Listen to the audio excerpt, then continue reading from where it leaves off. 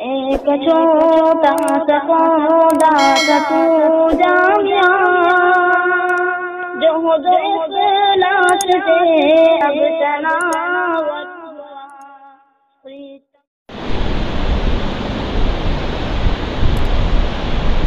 اعوذ باللہ من الشیطان الرجیم، بسم اللہ الرحمن الرحیم۔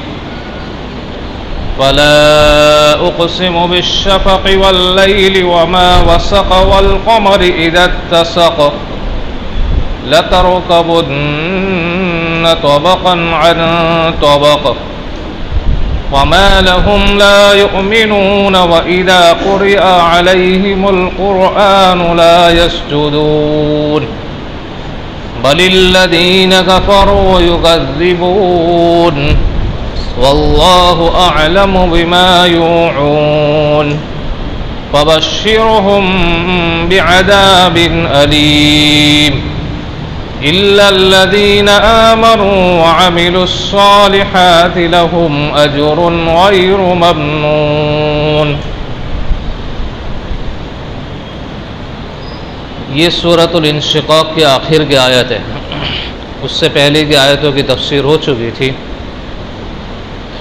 یہاں آخر کی آیتوں کے اندر جو مضمون ہے وہ یہ ہے کہ اللہ تبارک تعالیٰ نے 3 چیزوں کی قسمیں کھائی ہے، اور پھر اس کے بعد میں ایک مدعا اور قسم کا جواب بیان کیا ہے۔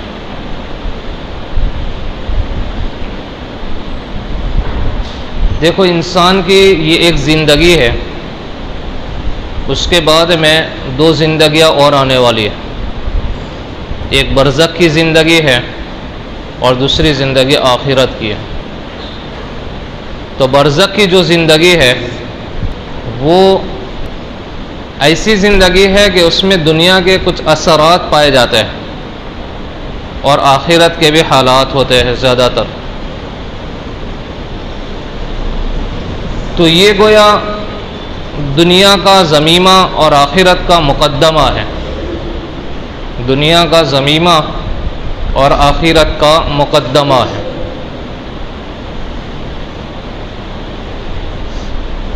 پھر اس کے بعد آخرت والی جو زندگی ہے وہ جزا و سزا والی زندگی ہے، اور وہ ہمیشہ کی زندگی ہے۔ اللہ تبارک تعالیٰ نے ان آیتوں کے اندر اس کی طرف اشارہ کیا، چنانچہ کہا فلا اقسم بالشفق، نئی ہے، یعنی انسان کی حالت ایک جیسی نہیں رہتی ہے۔ میں شفق کی قسم کھا کر کہتا ہوں۔ شفق کہتے ہیں سورج کے غروب ہونے کے بعد آسمان پر ایک سرخی چھا جاتی ہے، تو آسمان پر جو سرخی چھاتی ہے اس کو شفق احمر کہتے ہیں۔ یہ دین کے جانے کے بعد اور دین کے گزرنے کے بعد اس کے کچھ آثار ہے جو کچھ دیر تک رہتے ہیں اور پھر اس کے بعد ختم ہو جاتے ہیں۔ یعنی دین کے ختم ہونے اور رات کے آنے پر ایک دم سے انقلاب نہیں آتا ہے، آہستہ آہستہ ہوتا ہے۔ پہلے دین ختم ہوتا ہے، رات آتی ہے، اور پھر اس کے بعد میں دین کے کچھ آثار باقی رہتے ہیں، اور پھر اس کے بعد رات آنا شروع ہوتے ہیں اور ایک دم سے رات چھا جاتی ہے۔ تو کہا فلا اقسم بالشفق، میں شفق کی قسم کھا کر کہتا ہوں، واللیل وما وسق، اور قسم کھاتا ہوں رات کی اور ان چیزوں کی جس کو رات سمیٹتی ہے۔ رات جب چھا جاتی ہے اور اندھیرا شروع ہو جاتا ہے تو حیوانات، جو جانور ہیں، جو پرندے ہیں، اور اسی طریقے سے جو چوپائے ہیں، وہ اپنے اپنے ٹھکانوں میں جانا شروع ہو جاتے ہیں۔ پرندے اپنے گھونسلوں میں جاتے ہیں، جانور جو ہے اپنے اپنے ٹھکانوں میں، پالتو جانور اپنے باڑوں میں، اور دوسرے جانور اپنے اپنے بلوں میں چلے جاتے ہیں۔ انسان بھی جلدی سے گھر لوٹنے کی کوشش کرتا ہے، چلو بھائی رات ہو گئی، گھر چلو۔ قسم ہے رات کی اور ان چیزوں کی جس کو رات سمیٹتی ہے، تو ان سب چیزوں کو رات سمیٹتی ہے۔ بعض محدثین نے کہا اس میں وہ چیزیں بھی داخل ہیں جو عبادت کرنے والے عبادت کرتے ہیں، عبادت کرنے والے راتوں میں عبادت کرتے ہیں، تہجد کی نمازیں پڑھتے ہیں، استغفار کرتے ہیں، ذکر کرتے ہیں، تو رات ان چیزوں کو بھی سمیٹتی ہے۔ اللہ نے ان کی بھی قسم کھائی، واللیل وما وسق، والقمر اذا اتسق، قسم ہے چاند کی جب وہ بدر کامل ہو جاتا ہے۔ چاند طلوع ہوتا ہے، چھوٹا سا ہوتا ہے، پھر بڑھتا ہے بڑھتا ہے، بڑھنے کے بعد میں بہت بڑا ہو جاتا ہے، بدر کامل ہو جاتا ہے۔ ان تمام قسموں کو اللہ نے کھا کر کے انسان کو یہ پیغام دیا کہ دیکھو تم اپنی زندگی میں غور کرو، تمہاری پہلی یہ دنیا کی زندگی ہے، پھر تم مرتے ہو تو کچھ مدت تک، کچھ زمانے تک لوگ تمہارا نام لیتے ہیں، رشتہ دار تمہیں یاد کرتے ہیں، یہ شفق ہے۔ یہ دین کے ختم ہونے کے بعد یہ شفق ہے، پھر رشتہ دار سارے بھول جاتے ہیں، ایک وقت گزرنے کے بعد کوئی یاد نہیں رکھتا ہے، بھول جاتے ہیں۔ یہ رات کا چھانا ہے، رات چھا گئی۔ اب اللہ نے کیسے انسان کے مطلب اگر غور کرے تو کس طرح سے سمجھایا ہے کہ تم اپنی زندگی کے اندر دیکھو، اتار چڑھاؤ کو دیکھو۔ پھر اس کے بعد میں یہ برزخ والی زندگی کے اندر روحیں جو ہے بتدریج ان کو سمیٹا جاتا ہے، آہستہ آہستہ ایک کے بعد ان کو سمیٹا جاتا ہے۔ تو یہ روحوں کو جو بتدریج سمیٹتے ہیں، گویا کہ رات کے چھانے کے بعد میں حیوانوں کا اپنے ٹھکانوں میں لوٹنا ہے۔ یہ گویا تم لوٹ رہے ہو، اپنے ٹھکانے کی طرف جا رہے ہو۔ اب یہ برزخ والی زندگی میں انسان کے ساتھ کیا ہوگا؟ اس کی جو روحیں ہیں ان روحوں کو تربیت دی جائے گی، اس کو بڑھایا جائے گا، ان میں طاقت پیدا کی جائے گی، اس میں ایک انرجی آئے گی۔ دنیا کے اندر تو 5 فٹ کا انسان 70 کلو وزن رکھنے والا، اس کی روح جو ہے اتنے ہی جسم کو ڈیل کر سکتی ہے۔ اگر اس کا جسم زیادہ بڑھ گیا، کسی کا بہت زیادہ بڑھ جاتا ہے تو اس کا چلنا پھرنا اٹھنا بیٹھنا مشکل ہو جاتا ہے، کیونکہ روح تو کمزور ہے اور جسم بڑھ گیا، تو روح اس جسم کو ڈیل نہیں کر سکتی۔ برزخ کے اندر اس روح کے اندر انرجی پیدا کی جائے گی، اس کے اندر ایک طاقت پیدا کی جائے گی، چنانچہ اتنی طاقت آ جائے گی کہ قیامت کے دن انسانوں کا جو جسم ہوگا وہ 60 ہاتھ کا ہوگا۔ 60 ہاتھ مطلب 90 فٹ کا ہوگا، اس کی لمبائی 90 فٹ ہوگی، اسی اعتبار سے اس کا وزن بھی ہوگا۔ اتنے بڑے جسم کو یہ روح جو ڈیل کرے گی تو اس روح کے اندر جو انرجی پیدا ہوئی، جو طاقت پیدا ہوئی، وہ کہاں سے؟ وہ برزخ والی زندگی میں اس کے اندر تربیت کی گئی تھی۔ پھر اس کے بعد کہا دیکھو چاند کو دیکھو، غور کرو، قسم ہے چاند کی جب وہ بدر کامل ہو جاتا ہے۔ تو انسانوں تم بھی پہلے کچھ نہیں تھے، ہم نے تم کو وجود بخشا، وجود بخشنے کے بعد تمہارے اندر جو کمزوری تھی اس کو دور کیا، آہستہ آہستہ تمہیں ترقی دی۔ ترقی دینے کے بعد تمہارا جو درجہ تھا، تمہارا جو مستوی لیول تھا، جہاں تک تمہیں پہنچنا تھا وہاں ہم نے تم کو پہنچا دیا۔ جس طریقے سے چاند جو ہے آہستہ آہستہ بدر کامل ہو جاتا ہے اور پورا ہو جاتا ہے، مکمل ہو جاتا ہے، اس طریقے سے ہم نے تمہارے حالات کو نیچے سے لے کر اوپر تک بڑھایا ہے۔ پھر اس کے بعد آگے جو اصل مدعا ہے اور قسم کا جواب ہے وہ بتلایا، قسم کے اندر وہ سارے اشارات موجود ہیں۔ پھر اس کے بعد صراحتاً قسم کا جواب ہے اور اس کا مدعا بیان کیا، لَتَرْكَبُنَّ طَبَقًا عَنْ طَبَقٍ، ضرور تم ایک حالت سے دوسری حالت تک پہنچو گے۔ لَتَرْكَبُنَّ، انسان کی ایک حالت نہیں رہتی، یہ مسلسل انسان کی حالتیں بدلتی رہتی ہیں، آپ پر مسلسل ایک حالت سے ایک سیکنڈ پر آپ کی حالتیں بدلتی ہیں۔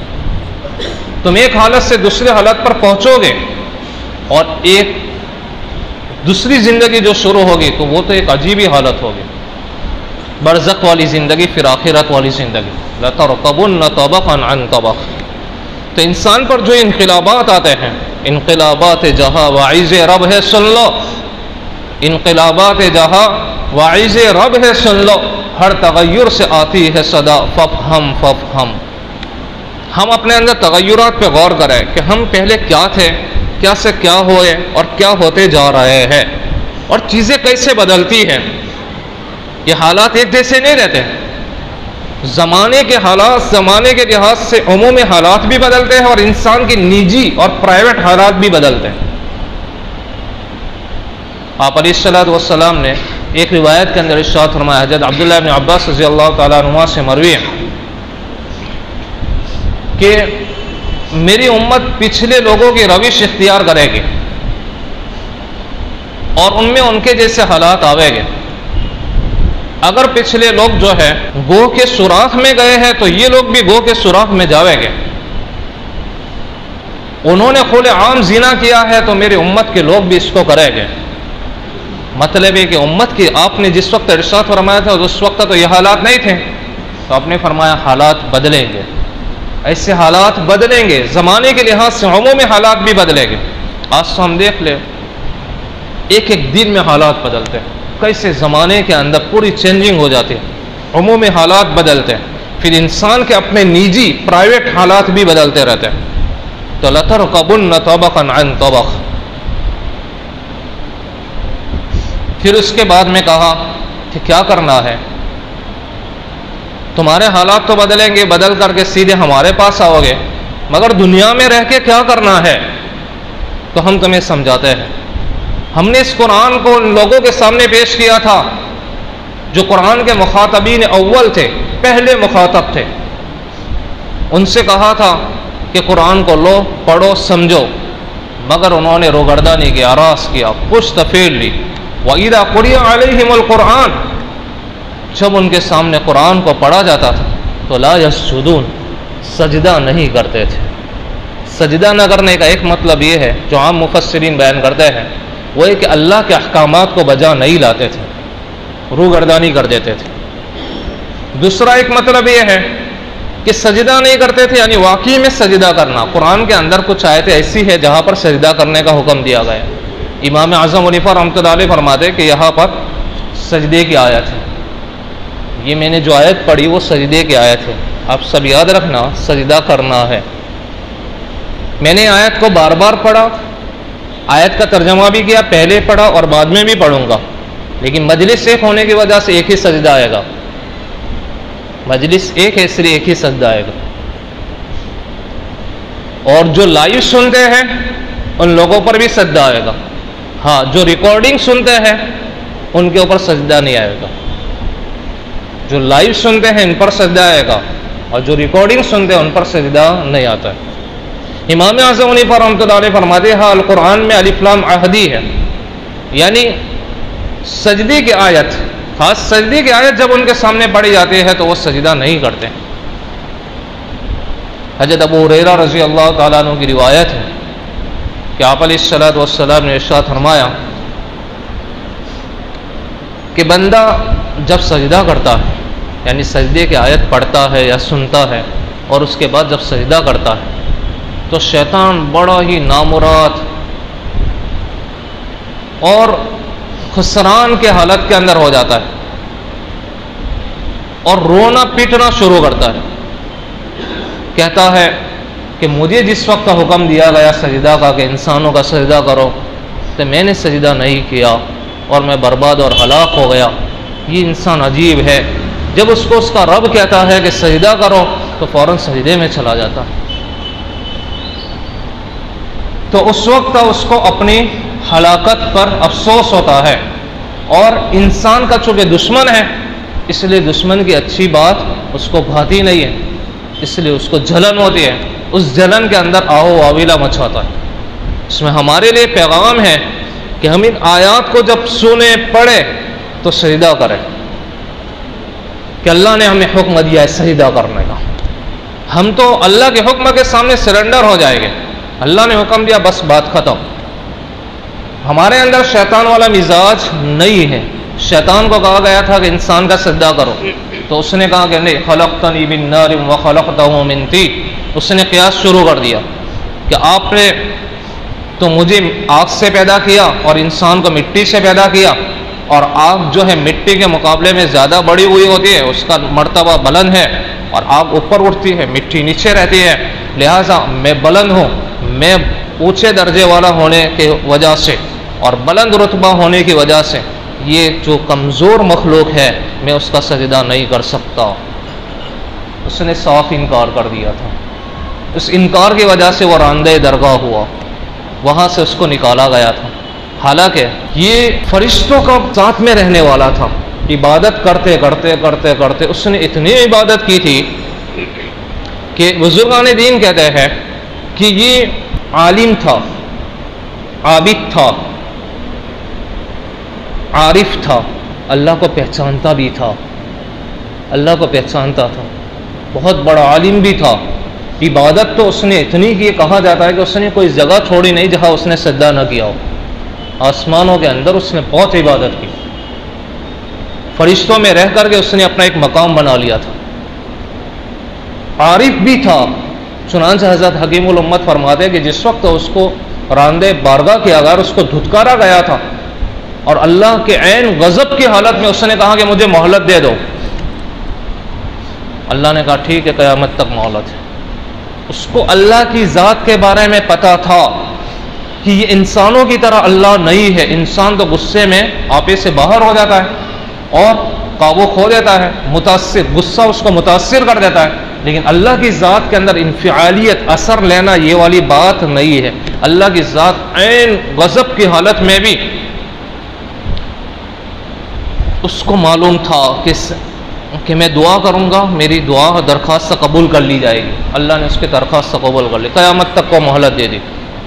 تو یہ عارف بھی تھا، اللہ کی ذات کو جانتا تھا، صفات سے واقف تھا، مگر ایک عین اس کے اندر نہیں تھا، وہ یہ کہ عاشق نہیں تھا، اللہ کے ساتھ محبت نہیں تھی، اس کو اللہ کے ساتھ عشق نہیں تھا کہ یہ میرے رب ہے، انہوں نے مجھے پیدا کیا، وہ میرے خالق ہے، وہ میرے مالک ہے، میں تو ان کا مملوک ہوں، انہوں نے مجھے حکم دیا تو اب میں اس حکم کے اندر مجھے فوراً بجا لانا چاہیے۔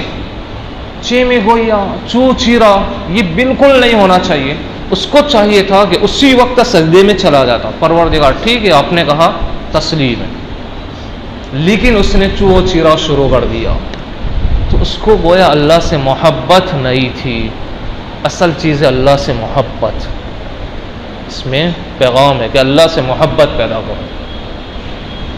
تو ان کفاروں کی بات بیان کر کے اللہ نے مومنین کو بھی درس دیا اور سبق دیا ہے، ایک پیغام دیا ہے کہ دیکھو یہ کفار تو مان نہیں رہے، وَإِذَا قُرِئَ عَلَيْهِمُ الْقُرْآنُ لَا يَسْجُدُونَ، سجدہ نہیں کرتے، بَلِ الَّذِينَ كَفَرُوا يُكَذِّبُونَ، بلکہ یہ کافرین تو الٹے تکذیب کرتے ہیں، چوری اور سینہ زوری، جھٹلاتے ہیں۔ وَاللَّهُ أَعْلَمُ بِمَا يُوعُونَ، کہاں تک جھٹلائیں گے؟ اللہ تبارک تعالیٰ ان کے دلوں کے اندر جو شرک اور کفر چھپا ہوا ہے تمام چیزوں کو جانتے ہیں اور سب سے واقف ہیں۔ فَبَشِّرْهُمْ بِعَذَابٍ أَلِيمٍ، ان کو دردناک عذاب کی بشارت اور خوشخبری سنا دو۔ عذاب کی خوشخبری نہیں ہوتی ہے، یہ گڈ نیوز نہیں ہوتا ہے، یہ بیڈ نیوز ہوتا ہے، لیکن یہاں قرآن نے کہا ان کو یہ گڈ نیوز سنا دو۔ یہ ان کے ساتھ ایک مذاق ہے، استہزاء ہے، تحکم کے طور پر کہا۔ جس طرح کئی پولیس والے چھاپے مارتے ہیں نا، تو جس کے گھر چھاپا مارا ہو تو خبر دینے والا اگر دشمن ہو تو وہ کیا کہتا ہے، دیکھو وہ تمہارے وہ آ گئے سسرال والے، سسرال سے نیوتا آیا ہے۔ تو یہ اس طرح سے جو کہتے ہیں وہ مذاق میں کہتے ہیں۔ تو یہاں قرآن نے گویا ان کے ساتھ ایک مذاق کیا ہے، عذاب کی بشارت نہیں ہوتی ہے، خوشخبری نہیں ہوتی ہے، مگر فَبَشِّرْهُمْ بِعَذَابٍ أَلِيمٍ، سنا دو ان کو خوشخبری عذاب کی، دردناک عذاب کی، وہ بھی عذاب کے ساتھ دکھ دینے والا عذاب۔ تو ان آیتوں کے اندر یہ پیغام ہے، اس میں قرآن کے ساتھ جڑنے کا بھی، اور دوسرا ہے کہ سب سے پہلے والا مضمون کہ انسان کی حالت بدلتی رہتی ہے، ایک حالت سے دوسری حالت کی طرف چاہتا ہے، اس کو اپنی زندگی کی طرف نظر کرنی ہے اور آخرت کی فکر کرنی ہے۔ اللہ تبارک تعالی ہم سب کو آخرت کی فکر نصیب فرمائے، قرآن سے محبت اور وابستگی نصیب فرمائے۔ میں ترجمہ کر لیتا ہوں، آپ سن لو اس کے اندر کیا پیغام ہے۔ فَلَا أُقْسِمُ بِالشَّفَقِ، نہیں، یعنی انسان کی حالت ایک حالت پر، انسان ایک حالت پر نہیں رہتا ہے۔ میں قسم کھاتا ہوں شفق کی، واللیل وما وسق، قسم کھاتا ہوں رات کی اور ان چیزوں کی جس کو رات سمیٹتی ہے، والقمر اذا اتسق، قسم کھاتا ہوں چاند کی جبکہ وہ بدر کامل ہو جاتا ہے، لَتَرْكَبُنَّ طَبَقًا عَنْ طَبَقٍ، تم ضرور ایک حالت سے دوسری حالت کی طرف پہنچو گے، فَمَا لَهُمْ لَا يُؤْمِنُونَ، ان کفاروں کو کیا ہو گیا ہے کہ وہ ایمان نہیں لاتے، وَإِذَا قُرِئَ عَلَيْهِمُ الْقُرْآنُ لَا يَسْجُدُونَ، اور جب ان کے سامنے قرآن پڑھا جاتا ہے تو وہ سجدہ نہیں کرتے، بَلِ الَّذِينَ كَفَرُوا يُكَذِّبُونَ، بلکہ یہ کافرین الٹے تکذیب کرتے رہتے ہیں، وَاللَّهُ أَعْلَمُ بِمَا يُوعُونَ، اور اللہ تبارک تعالیٰ ان تمام چیزوں کو جس کو وہ اپنے دلوں میں چھپائے ہوئے ہے خوب جانتا ہے اور ان سے واقف ہے،